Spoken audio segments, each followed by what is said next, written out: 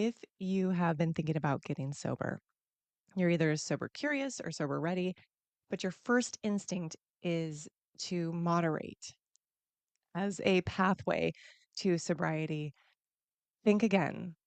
And if you're someone who has tried to get sober and has slipped back several times, you'll know why this does not work. Hang out here with me today for this episode of the Conscious Coffee Break, where we talk about how trying to moderate your intake of whatever substance it is that you're using is not going to help you on your path to transitioning into a sober lifestyle.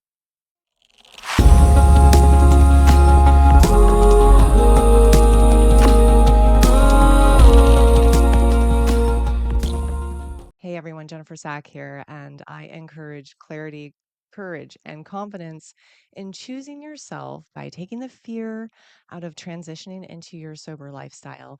And today we're talking about the sort of gut instinct we have when we are sober curious, maybe sober ready, and we're wanting to transition into that lifestyle. And we think, well, maybe I'll just start by moderating. I'll just cut back. I'll just make sure that I'm taking baby steps to get there. And while this may work for some people aren't like real true addicts. They don't have that like gene or that well ingrained pattern or habit in them. It's something they can take or leave. That works for those people, sure. And that's fabulous. I'm not one of those people, and you may not be either. So if you're not one of those people and you know it, you'll know it because every time you've tried to moderate before, it hasn't worked. Then stick with me because we're going to talk about why this simply doesn't work. It's not even an option. Like stop negotiating with yourself. And really, that is that's a really great point as to why it doesn't work. And that is something I cover in a previous episode, and I'll leave a link to that episode in the show notes. And the main point of that episode was like, hey, until you make a final decision, you're just constantly negotiating with yourself. And it's so true because you then become obsessed. There's this ongoing narrative in your mind about your substance of choice, whatever that will be. And I'll mainly talk about drinking today, but I'll tell you my main issues that I had with substance abuse were not limited to alcohol by any means, and this really applies to all substance abuse as well. So although I may say drinking or alcohol or reference that, this really is for anyone who's out there using something to cope. Now, back to the other episode where I talked about there's this ongoing narrative. It's exhausting. You're negotiating with yourself all the time, and you actually become obsessed with the act of participating in your substance of choice. So it becomes this whole narrative in your mind if you're moderating, trying to moderate of when will I, how much will I, what will I? Like say you're drinking, you're like, well, I really I like beer, I like wine, I like all sorts of alcohol, but what one am I going to choose? If I'm only going to have one, then you're like running it through your head. Well, which one? What time of day? How am I going to work it in? How am I going to really best enjoy it? If I can only have one, I want it to be this really special moment because you don't want that moment to pass because you know you want more. It's this whole ongoing narrative, and then your whole day is like the countdown to that moment of when you can finally drink or use whatever it is. It's exhausting and it's not going to help you.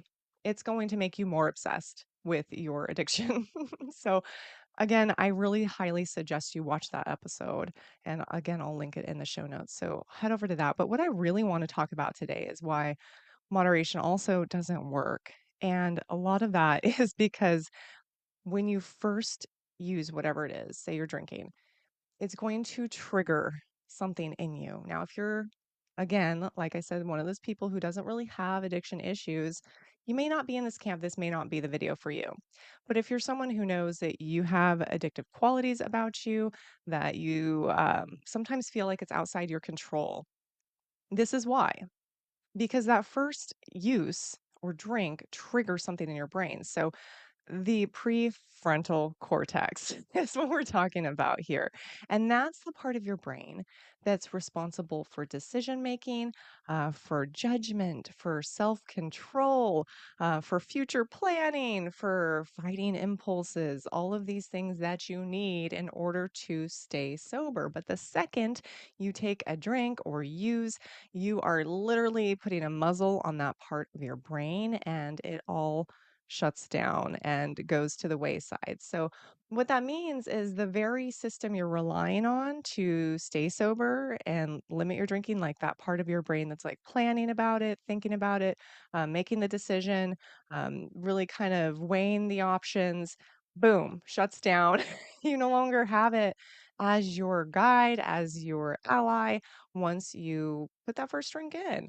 It's gone. You're now at the mercy of your substance abuse, of your emotional patterns and habits, of your own conditioning. So really, a lot of it comes down to not even lighting the pilot light in the first place with that first use, okay? And that's why I'll always advocate just making a hard decision to stop, don't moderate, because it's going to relieve so much stress for you. It's going to just take care of the ongoing narrative.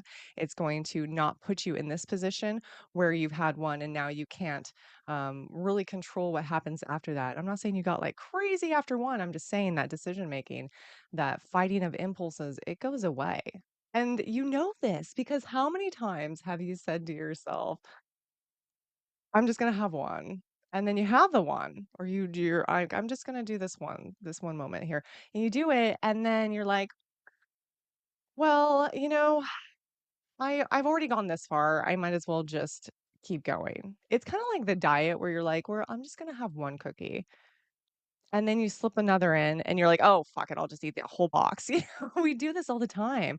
We make excuses. It's like a total human nature thing where we're like, I'm already late. Why not just be really late? Or I've already spent this much. Why not spend more?" Like we get into this weird psychological warfare with ourselves where we're like, "Yeah, I'm already, so let's just throw in the towel and, really self-sabotage." Like, how far can we take this? So you'll know that once you kinda give in a little bit, you're gonna give in a lot of it. It's just human nature. We just think we might as well keep going. So there's that plays into it. Not only have you cut off your decision making, your ability to fight your impulses, now you're getting into that psychological warfare that we all have, where we're like, "Yeah, fuck it. Oh, well." And another thing I really wanna bring up is that, for addicts, this is something that is there's a trigger that literally happens within you. So whenever you use the substance of your choice and participate in that, you are literally like unlocking neural pathways, you're igniting them, they are fired up and running, and that this has been a habit for a really long time. So you get back into your conditioning and it just kind of opens the whole craving circuit. Whereas if you have made the hard decision and you just stop and you're sober, you're cutting off that neural pathway. You're cutting off that craving circuit. I'm not going to say you're not going to have cravings, but you're not giving it, you're not feeding it. So it can't take you around the loop where you then use and then, keep going and so on and so forth.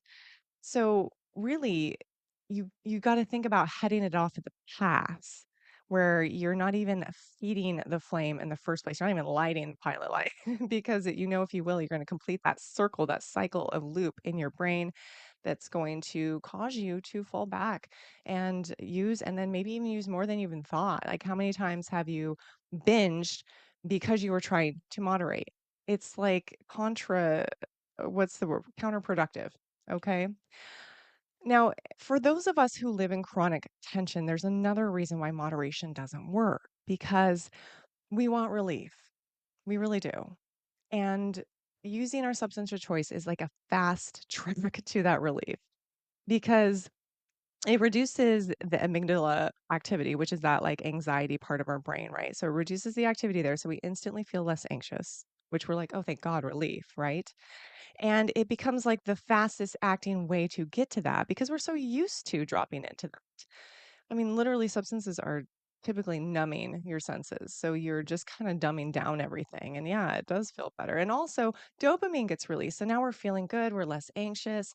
And that's why most of us have begun to use in the first place because it's a coping mechanism to either fight anxiety or just feel better. We're like chasing the feeling of feeling better. We're chasing relief. We're running from uncomfortable thoughts and emotions that are causing anxiety within us and within our body. And using a substance is our fast track path to relief. And unfortunately, we found that out And then we kept habituating that. And I'm not saying it doesn't work in that capacity, but it will stop working at some point. At some point, the scale will tip. And if you're here listening to this, it probably has for you. Like, yeah, at one point that used to work for me. Now it's causing more issues on this side of the camp than it was when it was just relieving some stress and making me feel a little bit better at the end of the day. Now I've got a whole slew of other problems cropping up because maybe overuse or the fact that I want to quit. Now I can't. I feel like I cannot. It's hard. I'm scared, all these things. So I want you to know that the more you flex the muscle of using other means of grounding yourself, regulating your nervous system, those can become second nature and can become as fast acting forms of relief just as the substance is, but you have to really prime the pump. You have to use it. It's like a muscle. You have to get into those practices and understand them, use them enough to where it becomes second nature. And shameless plug here, a great way to just like kickstart that and try a few things and figure out what works for you is to grab my 7-day energy reset, because it's going to walk you through a full week of me being there side by side guiding you with different things that you can implement so you find what it is that works, what like your go-to is that works for you, so that it isn't the substances that become your go-to, that you get really used to being able to, self-regulate healthfully. Healthfully. How do you say healthfully? Healthfully. I don't know. It doesn't matter. All right. So at the end of the day, I want you to understand that moderation is like an illusion of choice. It's an illusion because you're tricking yourself into thinking that it's going to make things easier. It's going to be the natural pathway to get you onto your sober track, that you can just baby step it. And like I said, again, for some people, this may work. For most, it does not. Because really, once you even put a little bit of whatever it is in you, like your brake system is weakened, you're not going to stop. The reward system within you is activated, the relief is activated, and then your conditioned habits are triggered. Um, your emotional reasoning, it goes away. Well, actually, it increases your emotional your emotional side of things increases and the rational side of you decreases. So all those decisions and planning and everything you made in the beginning when you were thinking clearly about it, probably when you were sober for a moment in time, you're like, okay, this is the game plan.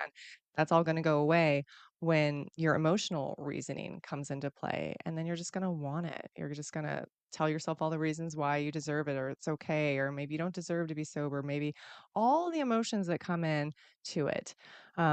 So it's really an illusion to think that you can just moderate if you're one of those that has a true addiction or simply just enjoys the pleasure and the fast acting relief too much and you haven't found another go-to to replace that to regulate. So what is the solution? I've said it before, I'll say it again. You make the choice to quit. And then suddenly relief comes.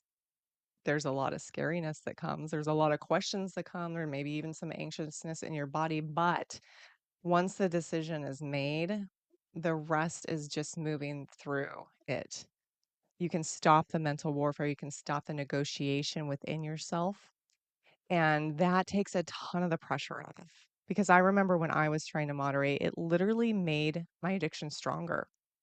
It made me worse. It made me way more miserable. I wanted to get outside of myself. I wanted to rip my own skin off and run from myself. It was that bad because the obsessive nature that takes over when you are stuck in the throes of the in and out and the negotiating and the craving and then the feeding the craving and then cutting off, and the going back and forth, that is just, oh, it is an awful place to be.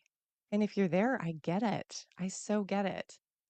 And really, all I can say is, as scary as it can be to think about what it would be like to live in a sober lifestyle, it's worth it. And it's really not as scary as just making the decision, as just deciding that that's how you're going to move forward. And then the rest can be built, the rest can be laid out piece by piece. But at this point, it's really about the courage to choose yourself. It's about the clarity of knowing what you're actually doing to yourself, the games you're actually playing with yourself, about how you actually respond. Like, don't kid yourself. If you know you can't moderate, quit trying to do it. And then the courage to make the decision. And then as you start moving through that sober lifestyle, the confidence comes from, I promise you. Okay, my friends, that's it for today. Thank you so much for hanging out with me today, and I'll catch you on the next one.